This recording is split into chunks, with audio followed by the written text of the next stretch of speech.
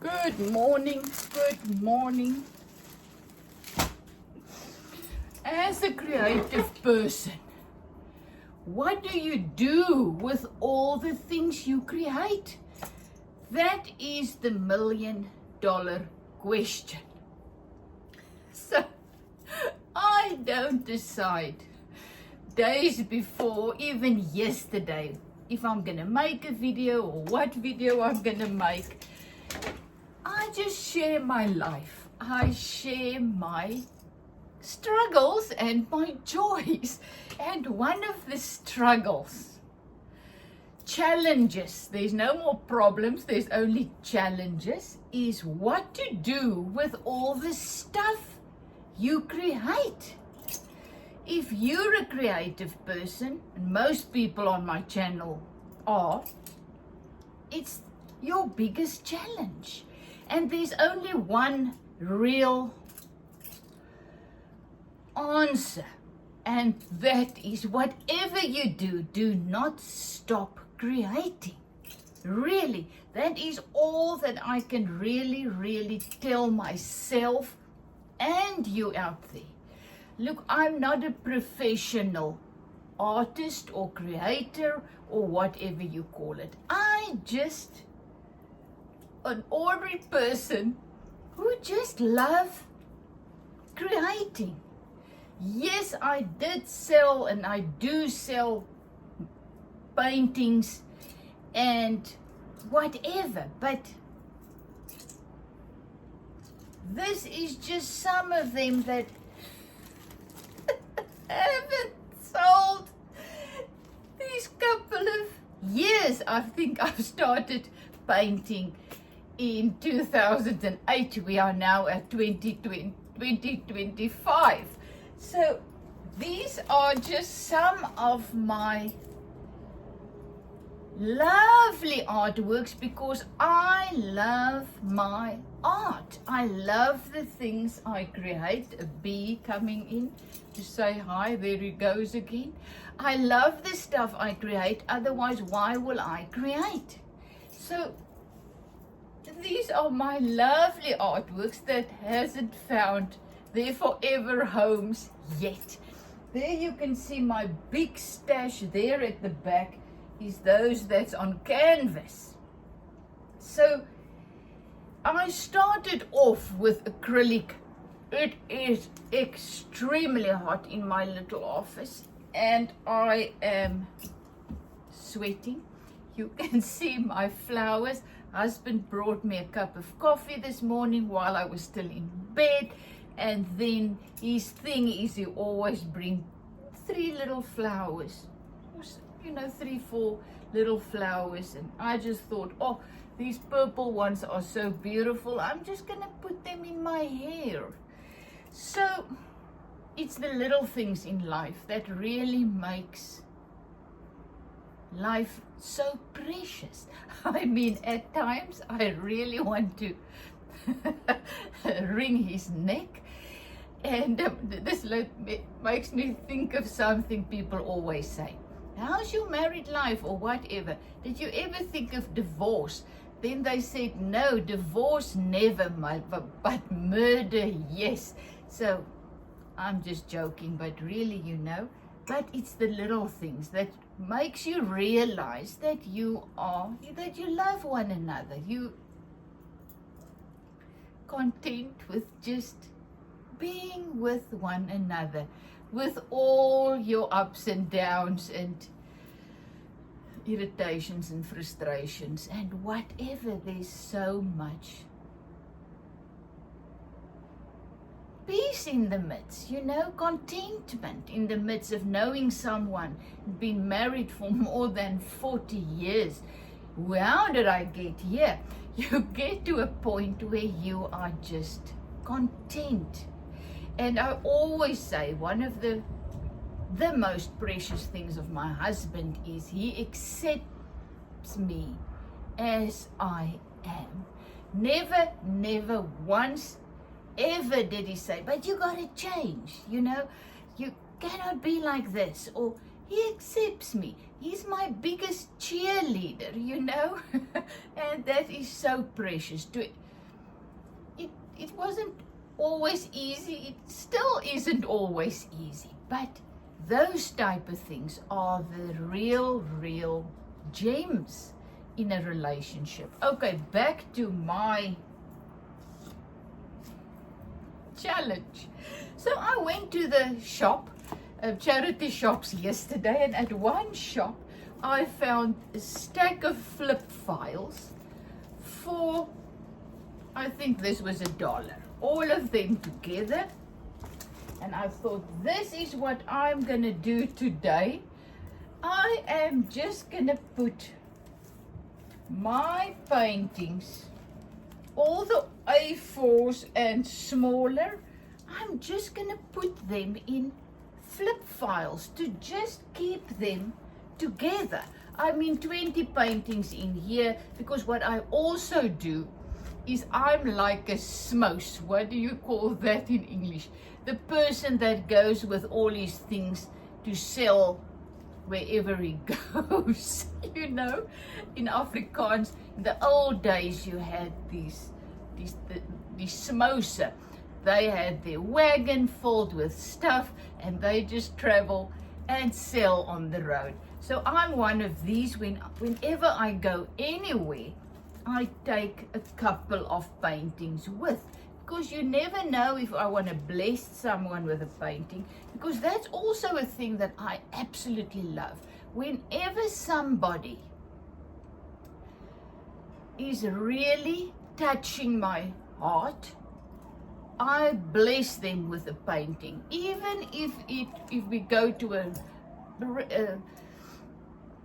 Airbnb or something, and I was blessed.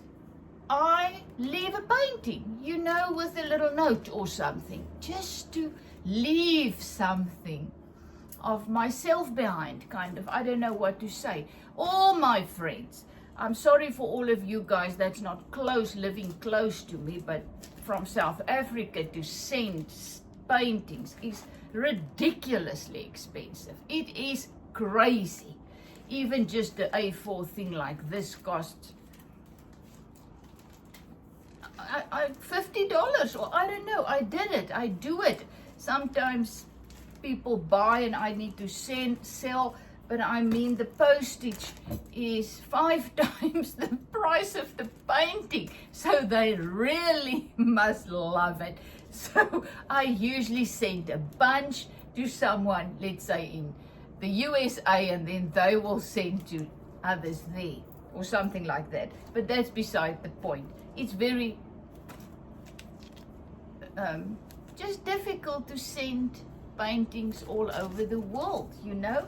But this is what I do. I go with my thing and filled with paintings in my handbag, you know. Especially when we go on a trip, I always have some art supplies and then some paintings. But they're usually like this, you know, a bunch like this that I just grab, and in the car they just running, sliding all over the place, because most of them are in these things. So I can actually also just put this, now that I think of it, in a ring binder, you know. That's also gonna be awesome. So perhaps I'm just gonna put those that's not in these things.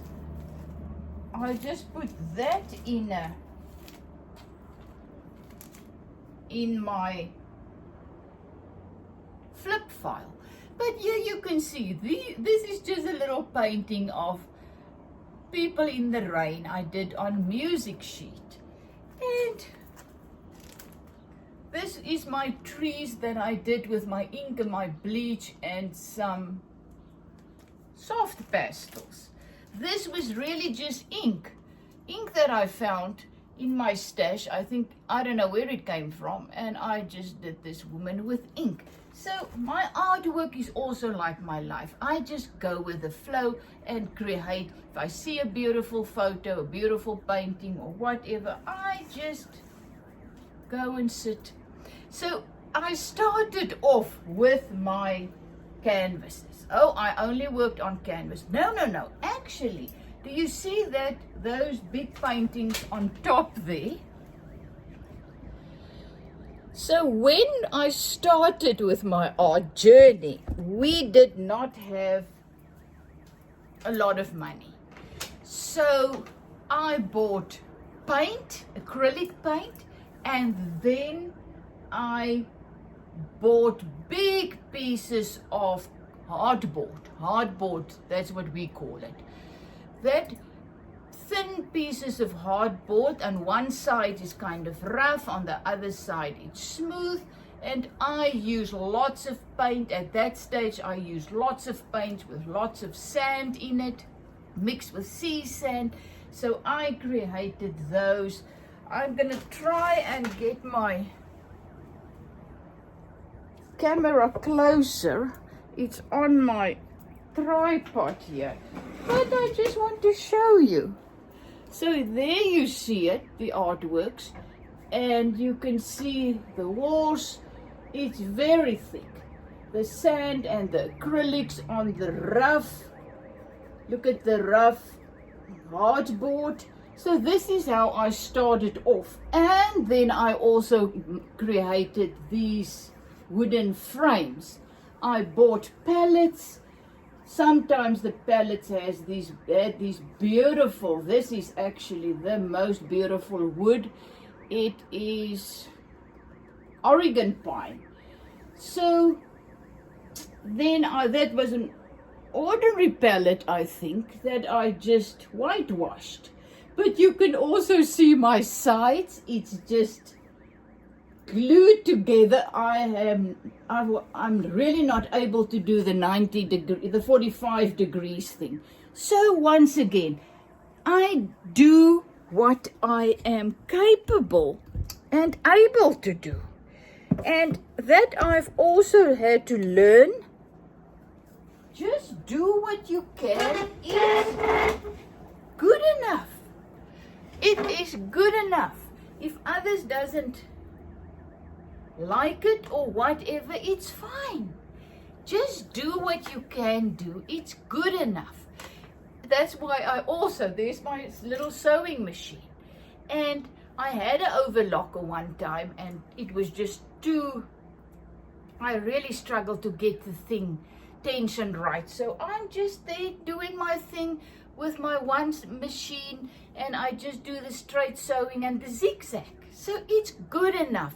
My stuff, they are really quite nice, even though they're not professionally done. But I'm not a professional, whatever, seamstress or artist or whatever. I'm just doing things because I absolutely love doing them. So I started off with that. Then I ran into a problem because now I've got these things on the hardboard, now what to do with them. So that's why I started to do the frames myself, because I asked husband and he's too busy. I can understand that.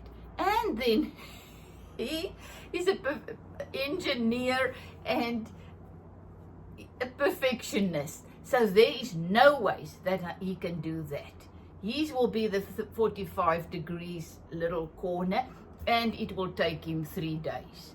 So that to me is a couple of hours, and it's done. So I had to do it. The same when I was young. My mother, we lived on a farm, so she was a farm woman. She ran the whole farm. She was extremely capable, really, really. And she was organizing and doing things, and always busy and always on top of things. And then she was a sewer. She made many clothes and stuff. So then I'll ask, Mom, will you help me? Usually at the time when she's busy. Now take note, she was mostly busy. But then she'll say, I'll help you later. Just give me some time. No, I want to do it now. And so I taught myself. You see, so that's also a good thing to be like that, because you teach yourself. So I can teach myself until a specific place. Like with the paintings and the frames, I could go up to there. I was not willing to go the 45 degree, the right or the professional way, but that was good enough to me. And isn't that what creative people actually do? We create and we do things our way because the perfectionistic people, they cannot help us. So we do our thing. Now, as I'm talking to you, I saw another painting I did. We went visiting friends on a farm somewhere in the Bundus, as we call it, very remote area. So we were traveling and we met these people. We became fast friends, and I think I traveled that dirt road 6 more times to go and give art workshops at their house. And then they had these beautiful poplar trees that he was sawing, and he had these pieces, and he gave me some. I asked, it was just lying there. Look at that beautiful piece of wood. And I created that donkey cart and the little people on the donkey cart. And it's written in Afrikaans, the most beautiful. I will just try and translate, but in Afrikaans, soos die kloppetie klop van donkie hoewe op die grondpad. So is die stem van my vader in my hart. So that in English is something like soos die kloppetie klop van donkie hoewe op die grondpad, is when you drive on a dirt road and there comes a donkey cart, you can hear the clippity, clippity, clip. You know the sound of the donkeys hooves on this beautiful, on the gravel road. And just like that, I can hear that. Like that, the sound of my spiritual father, my source, is in my heart. Isn't it beautiful? Just like the sound of donkeys' hooves on a gravel road. Just like that, the sound of my father's voice is in my heart. Oh man, it's gorgeous. So things like that I create. So I put that, did the painting on everything, put that was something that came up at that stage of my life. So I was just writing it on my painting. And there you have it. So that was my beginning. And I sold lots of paintings, especially at the beginning stage, the few couple of years when you really start to make beautiful art. All your friends and people you know buy from you and whatever. But now, really, all my friends now have many of my artworks. So really, they don't buy anymore because their houses are filled with my stuff.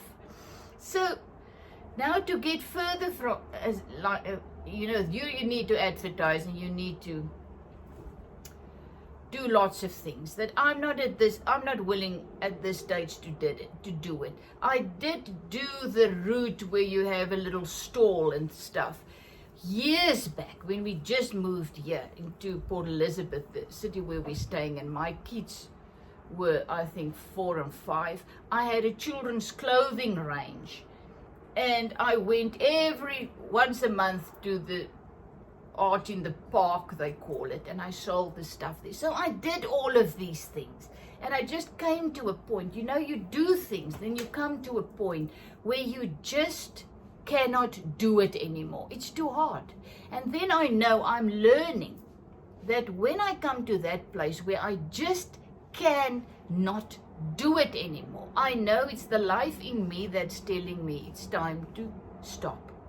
You did it. I gave you whatever you need, the strength and excitement and blah, blah, blah to do it. Now you don't have it anymore. So it's me telling you, it's done. Stop. I will make another way, or I will show you, the life in me says, which way you need to go now. So that is awesome. I had to learn that. At first the condemnation of, oh, I really cannot do it, so it's something with me.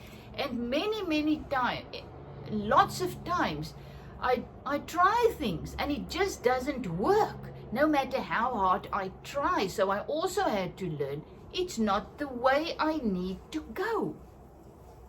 To be very personal, if I was selling lots of paintings, I will not be making these videos because I will too busy making these and making money. You know, I will be focusing on that and doing that. So I got here to this point in my life with the videos and sharing my journey. It wasn't me, it wasn't something that I ever thought of doing. I just started years back making a video and I loved it. It actually started off like a friend of mine. She came, also someone came to one of my art workshops and we became friends.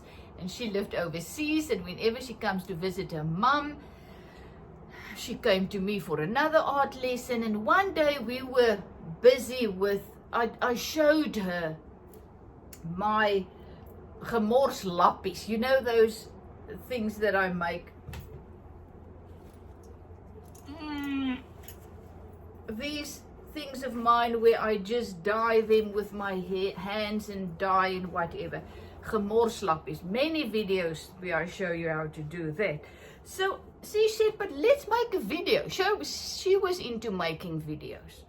Oh, very shy and insecure and whatever. I showed her on a video how to create this. And that's how it started. People started to write back and can you show me this and and that is how I got to this point, whatever point it is. So this morning I just wanted to share with you we all have the challenge of what to do with our artworks. Okay, so after I did that way on the hardboard, I started selling and blah blah blah, and then I started on the canvases, you know, real ordinary canvases, and I sold lots of them. But you can see they sold lots, gave lots away, whatever. Those are still there, and my whole house are full of artworks. So that, as I said, as creative people, why are our homes overflowing with stuff? Because we love our stuff and we want to enjoy it. So I put my paintings on because I love my paintings and they are a cheap way for me to make my house beautiful. So it is what it is. And one day I read some, and then I was starting to run into this problem. It became a problem to me, but I don't sell and it's very expensive, and you buy all those canvases. I mean a large canvas like that. There are huge ones there.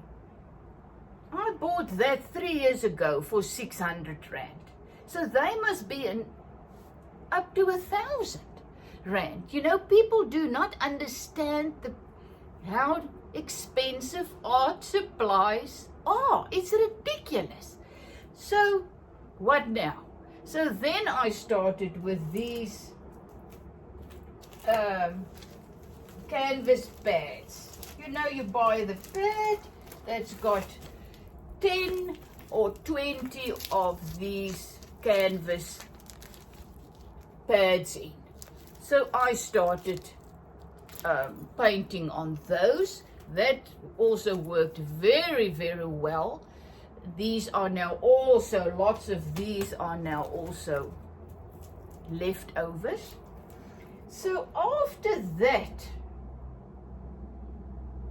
I went on an art course. That was 2 years back, and got introduced to art paper, of the inks and the jigs and the collages and that type of thing. I didn't even know anything about anything else except acrylic paints. I did that for about 10 years and all my art workshops, and then learned about paper and things. So I started all these other beautiful started to create all these other beautiful things. Oh no, before that I had the music sheet. COVID hit, and before COVID even, I started painting on music sheets. And that was my COVID reeks, what do you call it? A whole lot. That was what I did during COVID. So that was my music sheets.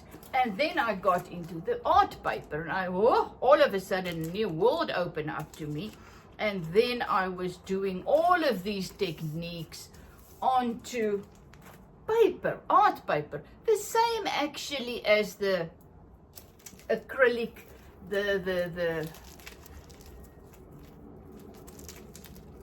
canvas sheets. It's the same, the acrylic things.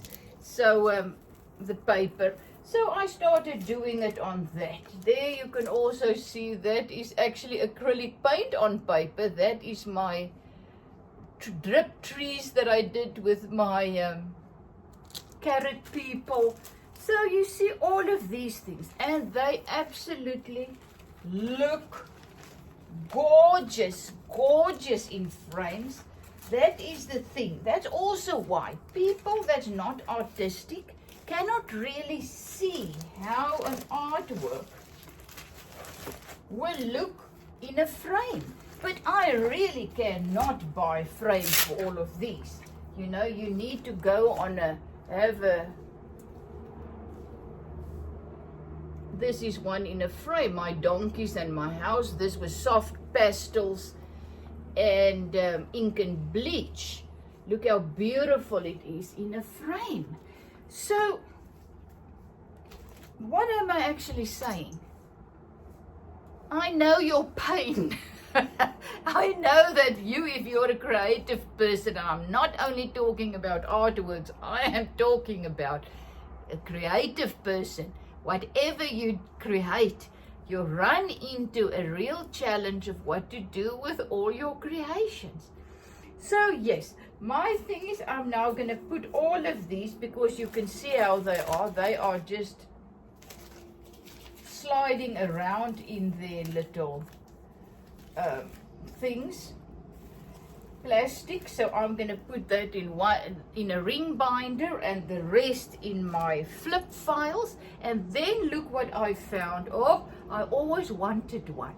You know, I'm an artist. So whenever I go somewhere, all my things are in my bag and under my arm, and very unprofessional. So a while back, I went to the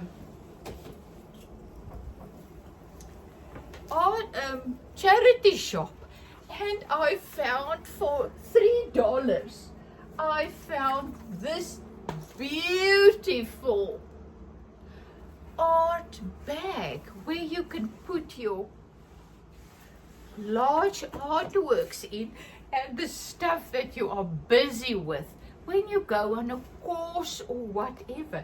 So I was over the moon when I found this for $3.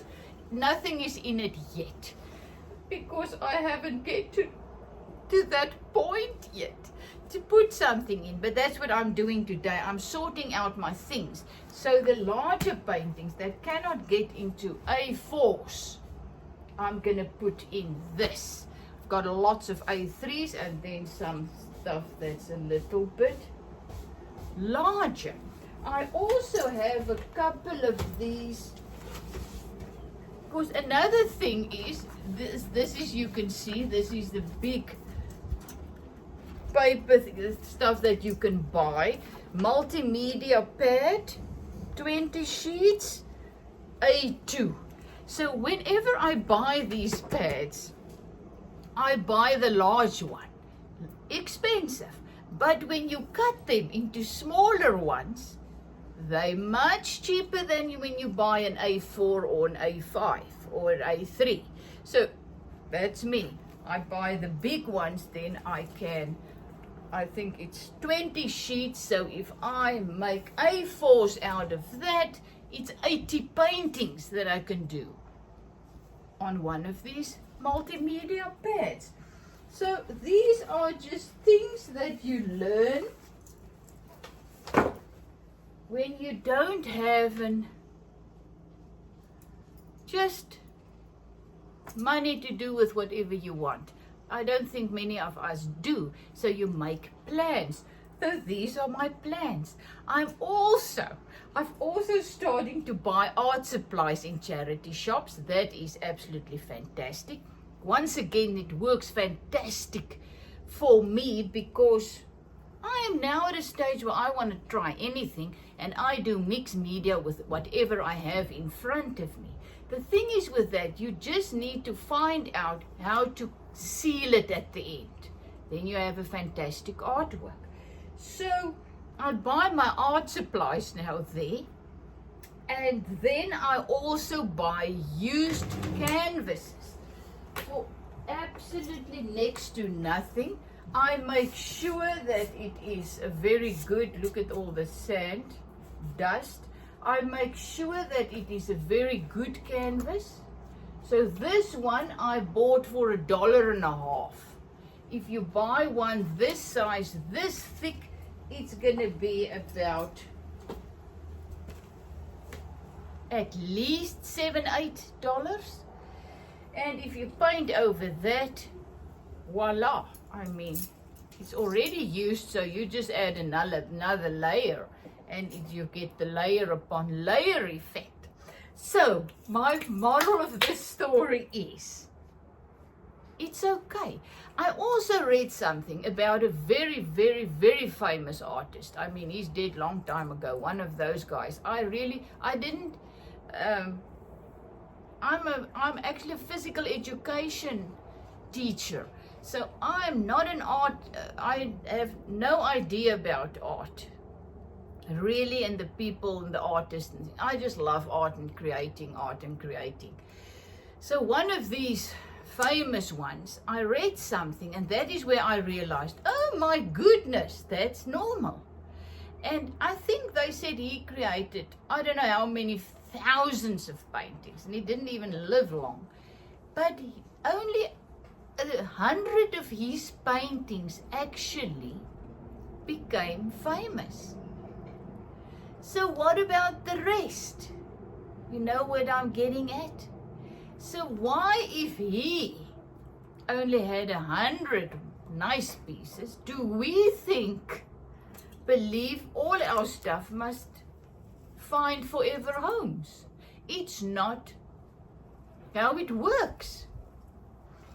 And that made me feel a lot better. They also said, I also read it, they said the biggest problem or challenge for artists, and I'm now talking about professional artists as well, is what to do with the art that does not sell. You see? So it's a big thing. So you that's like me, that's just a person that loves creating. We're also, if you create art, you're an artist. Whatever, that's what it is. It's not how many things you sell if you're an artist. So we are creators, we are artists. And that's a big thing, what to do with all our stuff. Oh, and then after I started making all these things on this, I found the sketchbooks. And that is, oh, that was amazing. So all of a sudden, I could just practice and just do anything. Because even with this, you think, oh, I need to produce an artwork. You know, oh, look at this beautiful one. This is also soft pastels. As I say, I love my stuff. This is off our river where I walk, take my dog for a walk every night. This was taken there. Sometimes the aloes are just gorgeous and blooming, and I take thousands of photos. So this one is also chicken bleach, collage on there, pieces of paper, and then soft pastels. So after this, I found the sketchbooks. And as you know, my last couple of stuff, I did in a larger, A4 sketchbook. My ordinary little sketchbook that I take with me everywhere I go, where I also write in. That is a small little A5 one. And then when I started with my experiment of all the different things after my jelly plate stuff, I started in this one. And now I have all of these are also artworks that's ready to find forever homes, you know. So once again, I'm moving back to also create on A4, a little bit bigger size after my sketchbook. I'm going back to this size again. Perhaps I'll go to A3 later, and then I haven't done an artwork on a canvas in a very long while. So I haven't, if somebody asks, my son now bought a house and if he wants something, I'll do it on that large ones.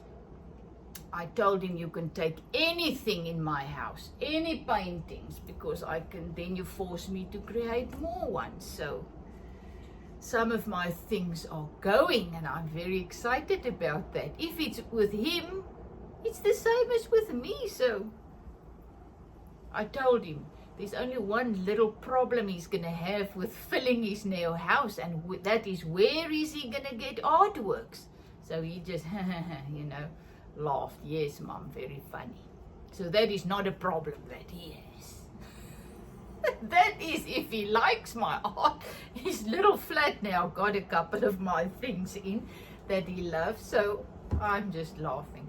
So thank you that I can share my journey with you and just tell you I know where you are, and it's okay. Just organize your stuff the best way you can and keep creating. Do not let this little bit of challenge stop you from creating, because we need to create. That is who we are.